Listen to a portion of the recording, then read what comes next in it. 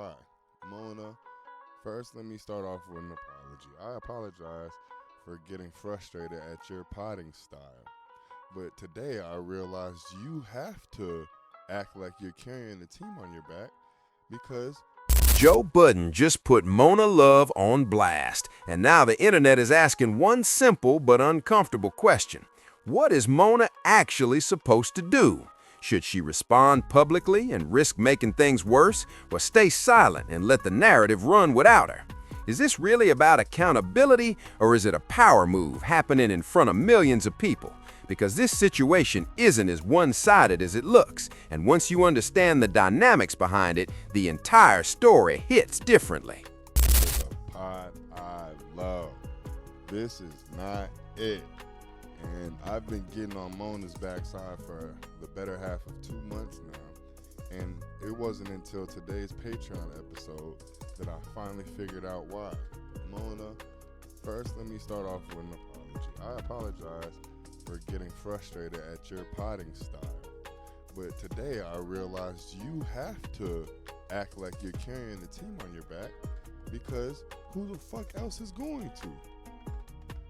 All up and down the Patreon comments today, I saw one of two things. One was pass the ball. Mona, you talk too much. Tell her to shut the fuck up. Joe and Ian need to have a talk with her. And then on the other half, I saw the people in defense of Mona saying, who is she going to pass the ball to? And initially, as I'm reading these comments, I'm agreeing with everybody telling her to shut the fuck up. But then I'm reading the other comments like, wait a minute. They have a point. Who the hell else is she going to pass the ball to? We try to give the ball to Imani, and he's another person that receives unjust hate from the people in the comments, the Patreon and YouTube, because he quote-unquote talks too much, and he is sensitive, and he's always getting frustrated at things. But A, they do play with his name too much, and I'm absolutely speaking on that on Patreon because I'm going to break that down succinctly. B, no one else contributes like he does, and when they do, they get sensitive outside of Ish, and he's calling these niggas out on it, but nothing happens. So we're pointing fingers at Mona and Imani, but we need to be pointing fingers at the actual curator of the pod, Joe.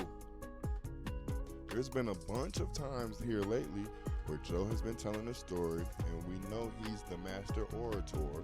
So normally when he tells a story, I'm entranced. I actually want to hear the end of the story and the punchlines. But as of late, he's telling his story. You could tell he's doing his fake laugh. And when they all know on the set what the fake laugh is, because after he does it, they do their laugh. Ha ha ha ha. Get the fake laughs out the way. You do this long build up to the story, and then it's a nothing burger. Joe's been having a bunch of nothing burger stories as of late. And because he's cutting off deep conversations because he wants the pod to be laugh-based, comic-based, or comedian-based, whatever the word is, instead of serious, for the demographic of the people that actually watch the show, he'll cut off the interesting stories that the other people tell. And then we'll get frustrated at the cast for not divulging anything in their personal lives. And then we start the cycle over again. Oh, Moni's talking too much. Oh, she can't talk less because no one's passing the ball, or she can't pass the ball to anybody. And then you get to them and you realize why they're not telling anything about themselves. They have been coasting at the #1 spot. I remember when they used to talk about the Breakfast Club, and every time the ratings would come up because the Breakfast Club was #1 in their demo, or wherever they're syndicated at, they would always say they're not invigorating enough anymore. They're not introducing anything new. They're not giving us compelling content. They're just #1 because there's no competition. I'm starting to feel the exact same way about the Joe Budden podcast. I've seen at least 10 comments every week of people saying, I'm going to cancel my subscription. This is the month that I do it. And you would have never seen that early on in the Patreon days.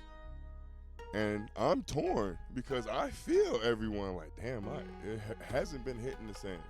The episodes that do hit have a certain person involved, aka Flip.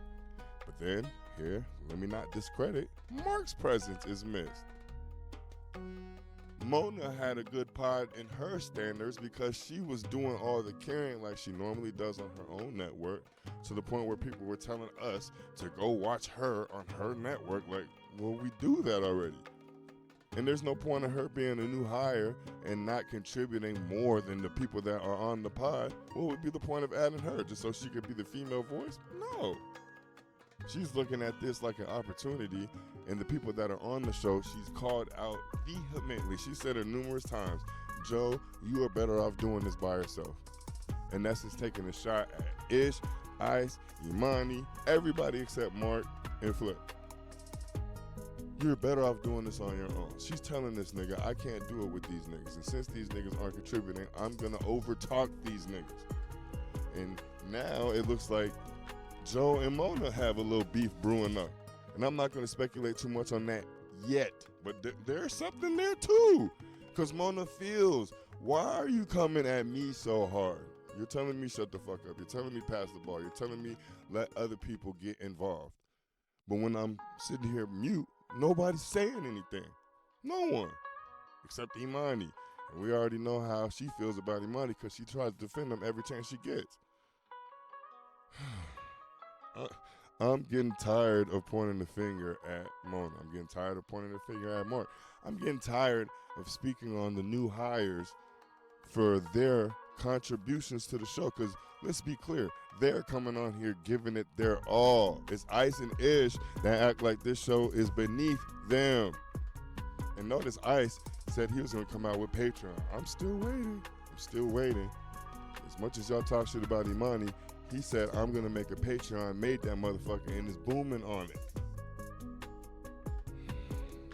Sorry for getting frustrated. It's just the pod we all once loved and cherished and wouldn't miss at all. It's getting harder for me to be there on the day that it drops and watch it in its entirety, full sitting, one sitting. I'm having to do it in sections. And this is ridiculous because even on the good episodes, I'm not sitting down and finishing in its entirety in one session. So, but I'm getting tired of pointing the finger at the people that are actually trying. I ain't gonna tell somebody they're talking too much on a place where they get paid to speak. I wouldn't have to ball hog this much if people actually wanted the ball when it's passed to them. Y'all let me know what y'all think in the comments, man. Am I bugging like normal? Or do I have a point just like everybody else that keeps speaking on this in the comments? When are they going to start listening to the people that actually pay them? Especially Patreon. Patreon, you should be paying attention to the most. There's a reason why I'm posting on Patreon every day. But anywho, y'all let me know if I'm bugging in the comments, man. This is getting ridiculous. Like the video if you like the video. Subscribe to the page if you haven't. If you have, you already know how we rocking. Sorry for this little rasp in my voice. Starting to sound like ice. Your boy been sick for like 2 weeks. Trying to get over it. This medicine's not working fast enough. But that normally happens with the change in the weather when it fluctuates, especially here in Texas. But y'all let me know what y'all think in the comments. I'll see y'all a little later. Go ahead and tune on over to that Patreon because, like I said, I got a breakdown. I'm getting tired of biting my tongue on this. This shit is getting serious. See y'all soon.